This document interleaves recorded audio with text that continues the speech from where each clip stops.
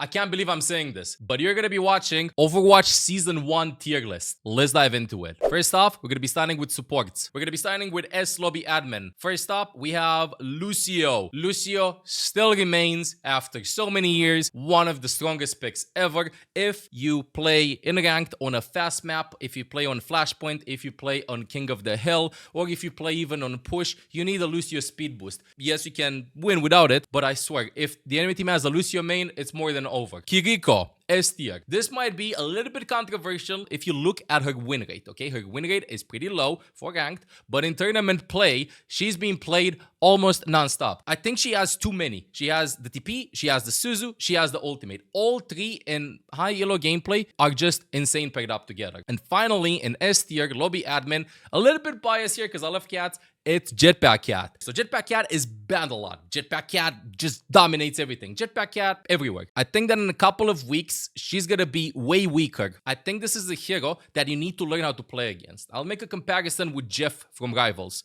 When Jeff was released, I could eat up enemies, 6 enemies, and throw them off the map. 2-3 weeks pass, I can eat 3 enemies and yank them off the map. 6 months pass, I can barely eat anybody from the enemy team because they either swap to heroes that can be eaten or they use their heroes to deny the eat and they keep track of me going for them. Same with Jetpack Cat. First day, I was yanking everybody off the map. Right now, players already learned that they can use some shields or some abilities to escape Jetpack Cat, like the ultimate will just start being denied. Anything else apart from the ultimate though, I think she actually provides a huge amount of healing and she's incredible at chasing down DPSs or low HP supports. And because of this, even though enemies are going to be learning how to play around her ultimate, I think she will be a very strong pick in the future too. And I recommend you learning the cat as well. Next up, we have Wu Yang in solid, long range poke, strong ultimate that can be used, or better said, is used primarily aggressively and very rarely in defense. And because of this, you want to enable your team or even yourself to bring in more damage and more pressure to the enemies. And also, he has a lot of survivability. It's very hard to focus down on Wu Yang if he has good ability management. Roughly the same reason goes for Yidlagi. I think Yidlagi's win rate is pretty high right now. Also, safe poke, a lot of 1v1 potential, aggressive support ultimate. I think this is the key to carry games right now in support. You need to do aggressive ultimates, and Yidlagi's ultimate is probably the most aggressive ultimate from supports in the game that we have right now. Moving on, we have the okay-ish tier, the B tier. Let's start with Juno. Juno works most of the times if Lucio is banned and you want speed boost in your team. If you can't play Lucio, Juno is good. You can lock Juno in, you can survive a lot. And I do recommend looking in Juno also against some of the DPSs that I'm going to be talking about in the future. But the TLDR is a lot of DPSs that are stronger right now kind of like play on the floor. And if you're a smart Juno player, you will not die from them. We've seen some Ana being played on Havana. Ana is usually picked right now on long-range sniper maps because it's very hard to like close the distance to her. And dive is pretty weak right now. So this means that playing more like lore-accurate Ana gameplay in which you can just play sniper, granny in the back and benefit from the headshot perk because you have no range damage fall off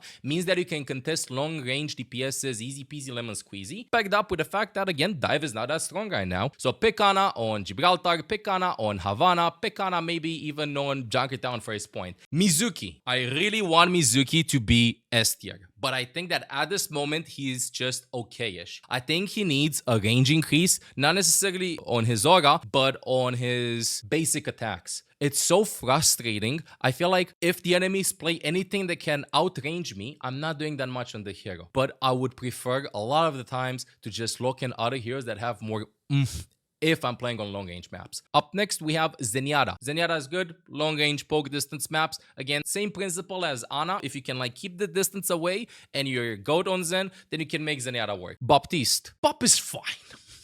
Like, I feel like Baptiste doesn't excel, but is not bad either, you know? I think that he's just a solid pick overall. You will see that there are some tanks against who Baptiste excels at. Tanks that have shields. So if you see a shield tank and you don't want to look in the Kiri, try to play some Bop. So if you're a Mercy player and you have a good hit scan on your team, or better said, a good target to pocket, that's not a tank, a good DPS to pocket, then I think you will actually be winning quite a nice amount of games. Next up, we have Brig. I will compare Brig to Mizuki. I think right now, the name of the game is medium to long range. Heroes that are short range and can't close the distance fast and like get out fast will usually suffer this season. Because of that, I would say that Brea right now is pretty bad. She just gets poked out, and if you close the distance and want to take the fight, you'll die. And lastly, Moira. Moira is okay. I feel like nobody minds having a Moira on the team. She will always do a lot of damage, always do a lot of healing. You can either go behind them and tickle the enemies and get out. You can play together with your team. As long as you're not feeding and dying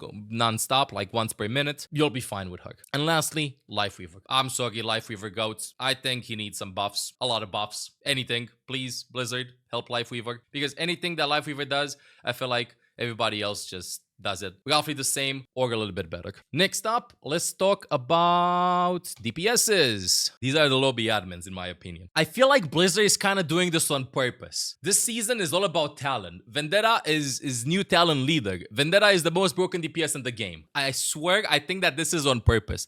Vendetta gets in too fast, gets out too easy, doesn't die, does a lot of damage. I think they need to chill a little bit and nerf her overhead swing or make her a little bit squishier, because it doesn't make any sense how strong she is if she decides to just take control over the lobby. We've seen Sojourn being played a lot, and a good Sojourn player just takes control over the lobby. She has a very nice range. She can work medium, short, long range, almost a one-shot, good escapes, good perks, good damage, good utility, works in every team comp, works in divish comps, works in brawl comps. This hero has a perfect design for professional play, I would say. And lastly, in S tier, I'm surprised to say this, but Tracer. Tracer is roughly the same thing as Vendetta overall at levels of annoying, but Vendetta is more dangerous than Tracer, I feel like. If you pair both of them playing against a Vendetta and a Tracer, you'll suffer. But usually what you see is Vendetta ain't available, you'll go Tracer. Very good hero, good 1v1 potential, can force objectives, just works right now. And again, a design of a hero that will definitely last the test of time, unless she receives some pretty huge nerfs. Next up, solid Cassidy. Cassidy is good because he can kind of do something against Vendetta and against Tracer. If you're playing against the Sojourn though, then teams/players in ranked will just try to outrange you. Cassidy's big problem is range. Lock him in if the enemies are close to you. Freya is picked quite a lot. This is usually in case Sojourn is not available and you feel like the enemies will just TP or like dive you 24/7 and you can't live on Cassidy. We've seen that she's preferred by hitscan players in pro play, and I recommend if you're a hitscan player and you like playing Sojourn and Cassidy and you die a lot on these heroes in a game, playing Freya will, most of the times, get you a lot of wins. Next up, we have Ashe. Ashe works better than Cassidy, not necessarily long range, medium range, I would say. Up close and personal is going to be Cassidy. Sojourn works everywhere. Freya works whatever. Ashe is okay. She does a lot of damage. You got to focus her down. You got to be locked in. But also, she works super well with Jetpack Cat and works well with Anran too. But if you have a cat in your team, consider playing Ashe. I think it's a cheat code to like helping you out to win a lot of games. Next up, we have Symmetra. We haven't seen Symmetra being played that much. I think she works in a lot of rotations for teams. She has one of the strongest ultimates in the game. The TP, although you can break it, is still very much usable. The turrets are very annoying to deal against. She has like 3 or 4 of them. You gotta watch all over the place to break them. She's just a very strong pick, and you can farm your level 3 beam off of a lot of shield tanks right now and get a lot of value out of her kit. Next up, we have Echo. Echo is usually used because, Echo can fly against Tracer and Vendetta. And in case like you want to go in and finish up some kills with a Jetpack Cat in your team and stuff, then you'll be fine. Yeah, Echo mains, I think you're gonna do well, especially on maps like Ilios, maps like Shambali, maps where you can just like play on high ground a little bit. And one more thing about Echo, she's good against Jetpack Cat. If your hit scan does a bit of damage against Jetpack Cat, then Echo can just zoom in and just beam the cat down with a zap and she's gonna die. Next up, we have some okay-ish heroes. Bastion's okay. I think he's good against the cat. Okay survivability, okay damage, he's fine. It's just that you gotta be careful when you commit, when you use the form. Next up, we have Farah. This is very important. Not against Sojourn, not against Cassidy, not against Ashe. You'll have a hard time. Players usually pick Echo to counter Farah too, but if you're good on this hero, it means that you can live against Tracer, against Vendetta, against Symmetra. It depends on how confident you are on this hero. If you just start playing Farah right now, you're probably not gonna get a lot of results, but if you have some hours on her, I think that you can win quite a bit. Probably a hot take, but I think that Venture is okay. Main reason, I think they are like one of the very few heroes that can avoid poke damage before the poke damage actually happens, and and they can punish somebody that is out of position very easily by not taking damage before the fight even begins. I think that their assassination potential is honestly the highest out of the short range DPSs that we have right now. So because of that, I think that they can work. Next up, we have Genji. Genji has been played in pro play recently on Havana with Ana from the American teams in the last weekend. I think that the main reason why is because, yes, he has good mobility. Yes, he can poke a lot. Yes, he can spam. Yes, he has good 1v1 potential. I feel like if the enemies have heroes that can deny your ultimate, your assassination potential if you want to go in, then you do not want to play Genji. But if the enemies play something like Ilagi Wuyang, give me a nano, bro, and I'll carry that. Next up, we have Widowmaker. This is specifically for ranked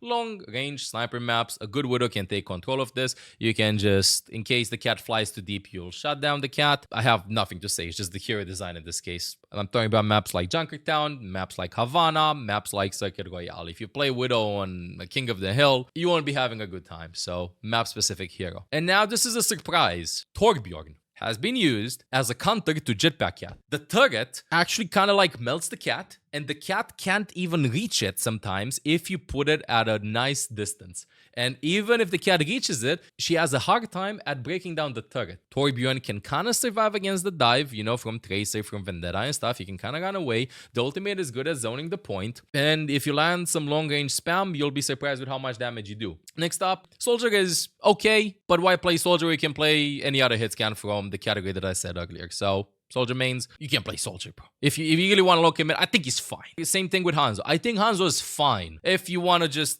leave voice chat and start doing headshots 24/7 on the enemies, you'll get value out of the Hanzo. If you want to play him, lock him in. Do I recommend locking him in if you have 1 hour? Probably not. Experienced players that will get value. Next up, we have Anran. I do not know if Anran needs some buffs or not. I think that she's one of the hardest DPSs to master. I think she's not necessarily at the same level as a very good Tracer or a very good Genji, but she needs more time for players to understand the combos that she can pull off and how annoying she can actually be in going in, getting kills, and getting out. I think that this hero can be described by one word, and that's potential. She has something. Next up, we have Emre.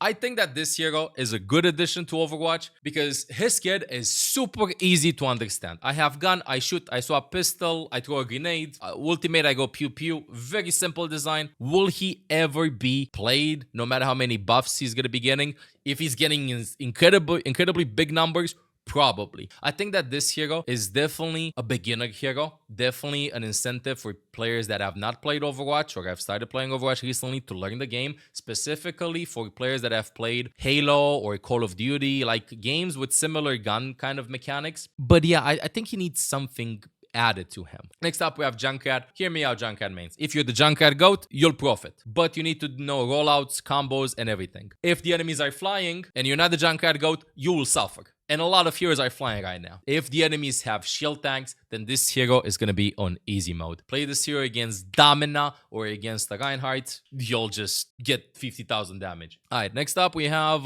Mei. I think her damage is pretty low in all the poke that we have right now, and that's okay. The strength of Mei comes from her crowd control and her ability to isolate enemies in teamfight, either with the ultimate or with a wall. A well-placed wall that encourages you to brawl might do okay. And lastly, Reaper works if you have a Zarya in your team to bubble you in. This was a meta that was played, I think 6 months ago. It was very strong, but right now, I feel like if you press Q right now, you're not going to eliminate anybody with your ultimate. And lastly, F tier Sombra. Sombra mains, they need the rework. The only time I see a Sombra being picked is Desperation pick against the Wrecking Ball or a Doomfist that takes control over the lobby. I think Blizzard needs to accelerate the rework, but I have not seen a single Sombra in HSR. I know that she is annoying, and I've played some custom games. Blizzard, please buff Sombra or Sombra changes, anything, please. And lastly, we have tanks. Diva, lobby admin. Strongest tank in the game right now. Incredibly broken. Her damage is very high. She has 2 lives whenever she has the ultimate. Can eat a lot of damage. She has a lot of 1v1 potential. She works super well with speed boost from Juno or from Lucio. So if you want to win some games right now and climb,